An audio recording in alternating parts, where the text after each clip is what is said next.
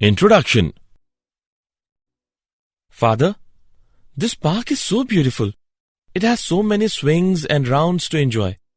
My friends also come here daily. I know that. You must like this park. That's why I brought you today here. Thank you, Father. Most welcome, son. Suddenly, earthquake occurs. Are you all right, son? Yes, Father. I'm okay. May I ask you something? Yes, sure. How earthquake occurs? And how can it produce so much destruction? When sliding of the plates occur in the interior of the earth, it causes earthquakes. The shock wave from this sudden movements come to the surface. These waves move along the earth's surface and cause most of the damage. Okay, Father. Now I got the point. And I want to know more about these waves. Okay, son. I will tell you. Children, today we will study more about the wave.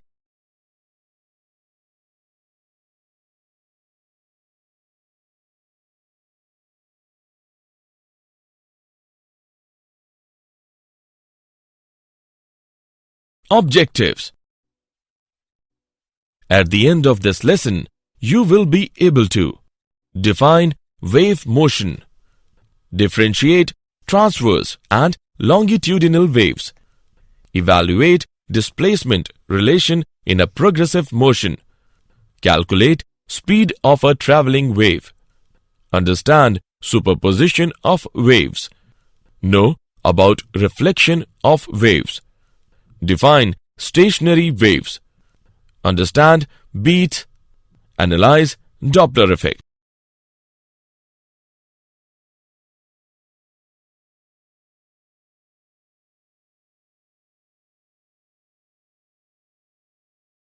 Definition.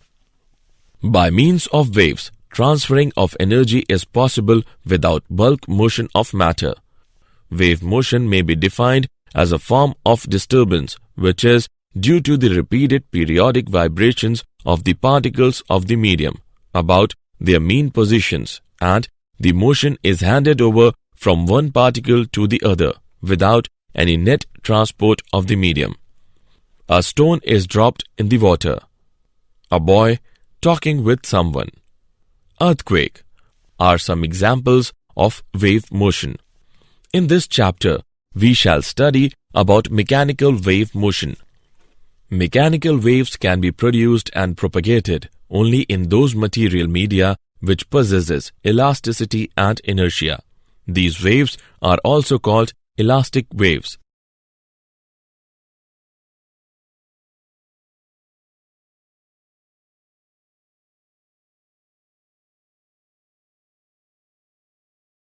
Transverse and longitudinal waves. A transverse wave is the wave in which all the medium particles perform simple harmonic motion about their own mean equilibrium position in a direction perpendicular to the direction of wave propagation. Longitudinal wave motion is that wave motion in which the individual particles of the medium execute simple harmonic motion about their mean positions along the direction of propagation of the wave.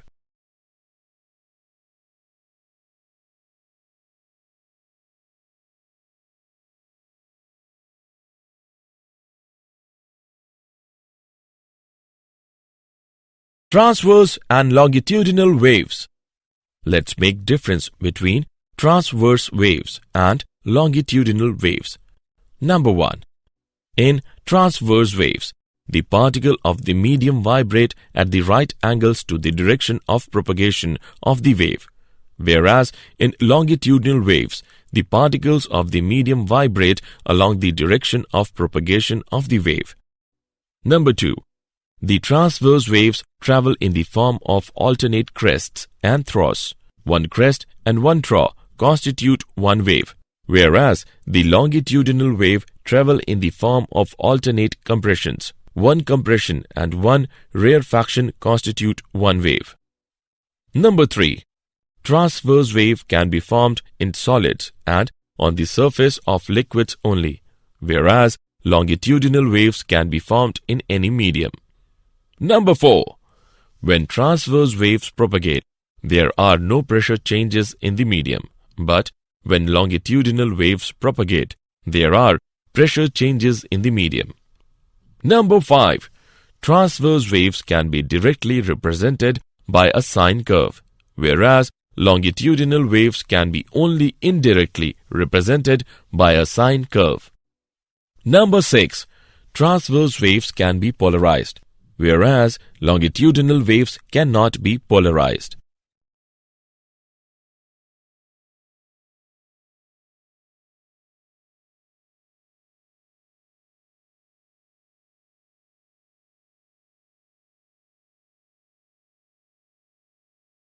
Displacement relation in a progressive motion. A displacement time function at every instant gives the shape of the wave at that instant. It also describes the motion of the constituent of the medium at that location. A sinusoidal traveling wave is then described by y is equal to a sine kx minus omega t, where y is equal to displacement as a function of position x and time t. A is equal to amplitude of a wave. Omega is equal to angular frequency of the wave. K is equal to angular wave number. Amplitude. A represents the maximum displacement of the constituents of the medium from their equilibrium position. It is called the amplitude of the wave. Wavelength. The minimum distance between 2 points having the same phase is called the wavelength of the wave, usually denoted by lambda. For simplicity, we can say that the wavelength is the distance between two consecutive crests or troughs in a wave. Period. The period of oscillation of the wave is the time it takes for an element to complete one full oscillation.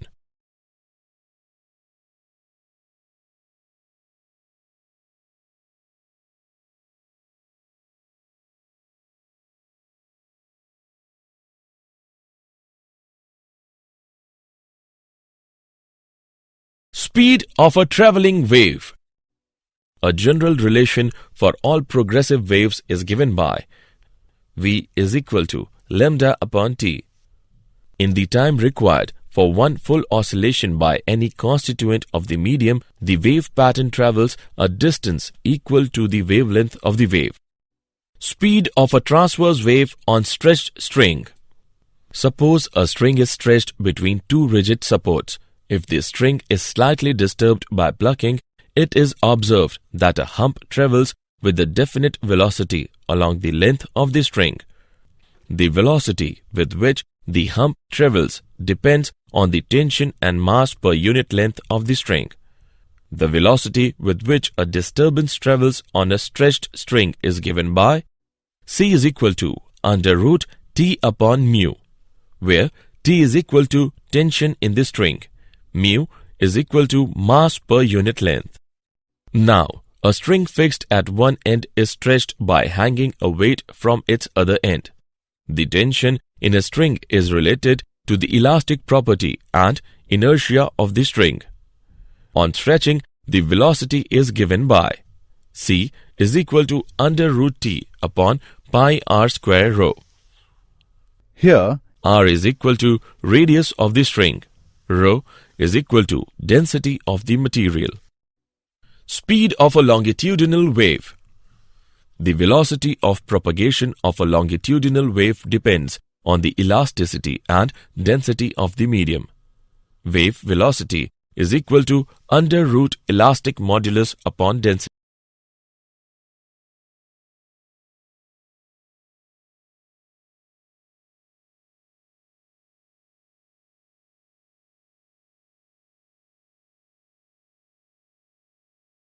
Principle of superposition of waves.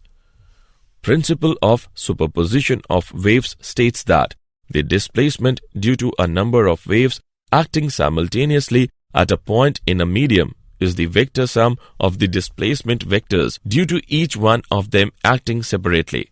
Let us take an example. Consider two pulses approaching each other. When the pulses cross each other, they combine to produce a resultant pulse. After crossing each other, they again begin to travel independently as if nothing had happened. This gives rise to the following three important cases of superposition of waves. Number 1. Two waves of the same frequency move with the same velocity in the same direction. This gives rise to the phenomenon of interference of waves. Number 2. Two waves of identical frequencies and amplitudes travel along the same path with the same speeds in the opposite directions. This gives rise to stationary waves. Number 3. Two waves of slightly different frequencies moving with the same velocity in the same direction gives rise to the phenomenon of beat.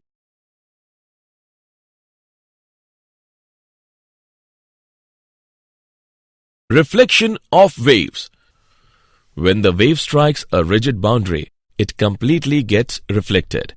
And if the boundary is not rigid, then a part of the incident wave is reflected and a part is transmitted into the second medium.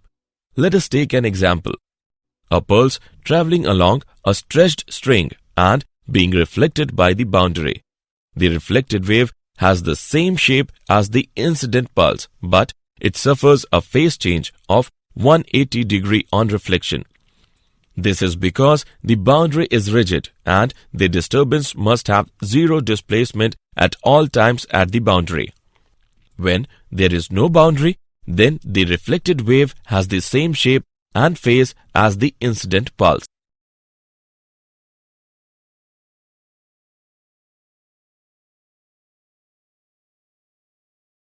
Stationary waves. The resultant wave formed by the superposition of two similar progressive waves traveling in the opposite direction is called a stationary wave. Antinodes. At some points, the displacement is always maximum compared to other points. These points vibrate with maximum amplitude and are called antinodes. The separation between successive antinodes is lambda by 2. Nodes. At some points, the displacement is always zero. These points, which are always stationary, are called nodes. The separation between successive nodes is lambda by 2. It is observed that the separation between a node and adjoining antinode is lambda by 4.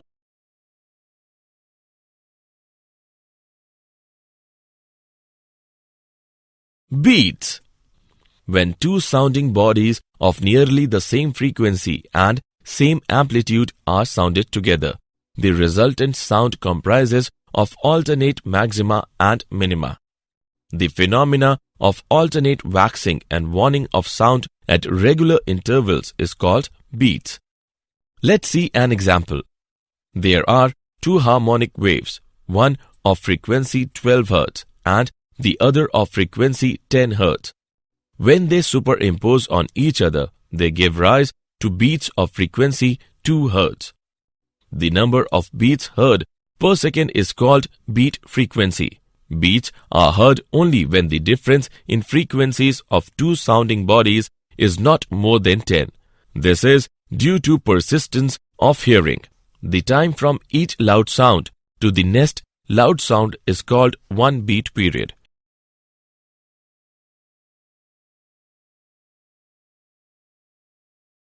Example.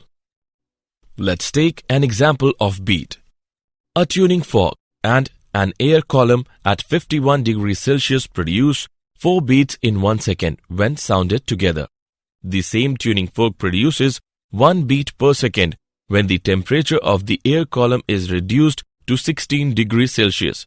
Determine the frequency of the tuning fork. Let's see the solution. When the temperature of the air column is decreased, the speed of the sound in the air column is decreased. Since V is equal to U divided by lambda, therefore V is decreased. Since the number of beats per second is less at lower temperature, therefore we conclude that the frequency of the air column is higher than the frequency of the tuning fork. Let V be the frequency of the tuning fork. Then at 51 degrees Celsius, the frequency of air column is N plus 4. At 16 degrees Celsius, the frequency of the air column is N plus 1. On calculating the given values, we get the frequency of the tuning fork is equal to 50 Hz.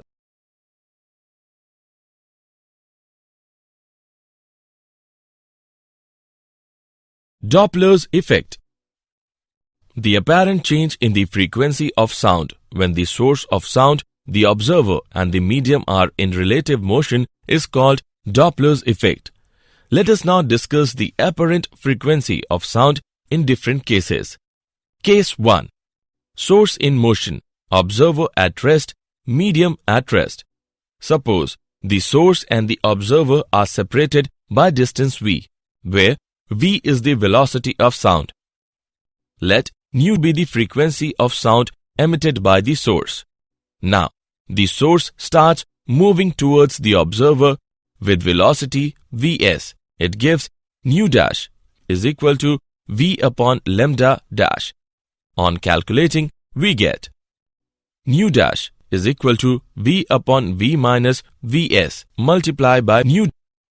So, as the source of sound approaches the observer, the apparent frequency nu dash becomes greater than the true frequency nu. If the source is receding away from the observer, then the apparent frequency is given by nu dash is equal to v upon v plus vs multiplied by nu. Case 2. Observer in motion, source at rest, medium at rest. Observers move towards source with velocity v0. In 1 second, the observer receives waves occupying the space is equal to v plus v0. Number of waves in unit distance is equal to nu upon v. Number of waves in distance v plus v0 is equal to nu multiplied by v plus v0 upon v. Apparent frequency nu double dash is equal to v plus v0 upon v multiplied by nu. If the observer is moving away from the source, then the apparent frequency is given by nu double dash is equal to v minus v0 upon v multiplied by nu. Case 3. When both the source and the observer are moving towards each other.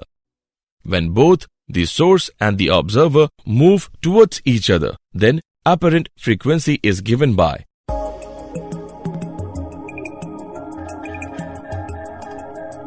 nu triple dash is equal to v plus v0 upon v minus vs multiplied by nu.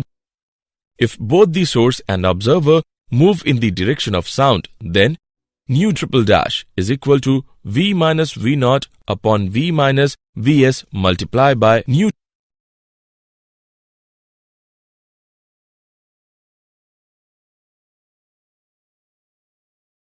Did you know?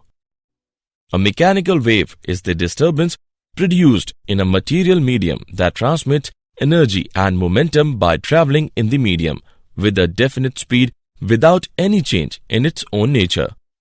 As wind passes over the water's surface, friction force is to ripple. The strength of the wind, the distance the wind blows, that is fetch, and the length of the gust, that is duration, determines how big the ripples will become. During storms, the combination of low air pressure and onshore winds may produce a storm surge that raises the water level at the shore many meters above normal sea level.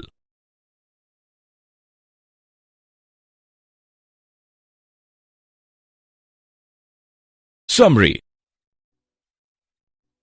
Let us summarize what we have learnt.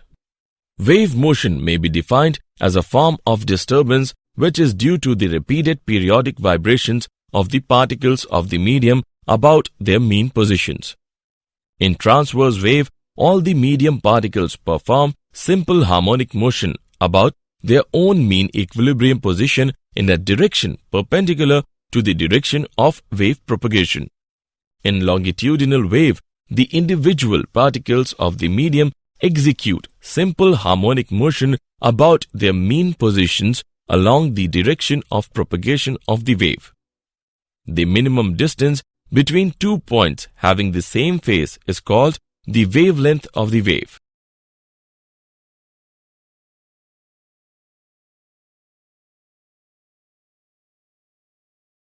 The velocity of propagation of a longitudinal wave depends on the elasticity and density of the medium. The displacement due to a number of waves acting simultaneously at a point in a medium is the vector sum of the displacement vectors due to each one of them acting separately. The resultant wave formed by the superposition of two similar progressive waves traveling in opposite directions is called a stationary waves. The phenomenon of alternate waxing and waning of sound at regular intervals is called beat.